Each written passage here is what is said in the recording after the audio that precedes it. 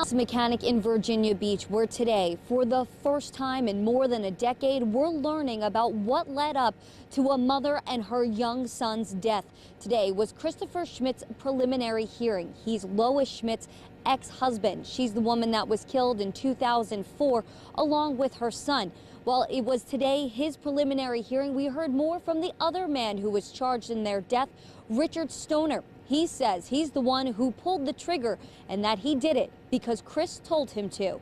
For more than 2 hours, Christopher Schmidt sat in silence, listening to how Richard Stoner says he killed Schmidt's ex-wife and her young child 14 years ago. Lois Schmidt and her 7-year-old son, Jonathan Vetrano, were killed at their Virginia Beach home in June 2004.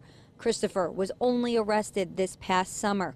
According to Virginia Beach police, new information led to his arrest and the arrest of Stoner. In court today, Stoner, who faces 2 first-degree murder charges, says he was asked to kill Lois by Chris after their divorce. Chris says the two were in a bitter custody battle over their daughter, who was only an infant at the time. Stoner told the courtroom, which was filled with Lois's family, that he wanted to help Chris, so he agreed to kill Lois. At the Virginia Beach house in June 2004, Stoner says he didn't know that Lois's son and brother were at the house. On the stand, he struggled to get through his story. At one point, he even needed to take a break. He says at first he shot a family dog, then killed Lois in front of her son. That's when he claims her brother came out. Stoner says he shot him several times, but ultimately decided to let him live, saying he would suffer more that way. Stoner says he didn't want to kill Jonathan, but after seeing how shocked he was by his mother's death, he told the court, quote, "I decided it would be better to just kill him."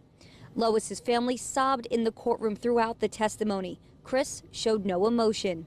After Stoner answered the Commonwealth attorney's questions, it was the defense's turn to start asking him questions. They poked holes about why he decided to start talking now about what happened in June 2004.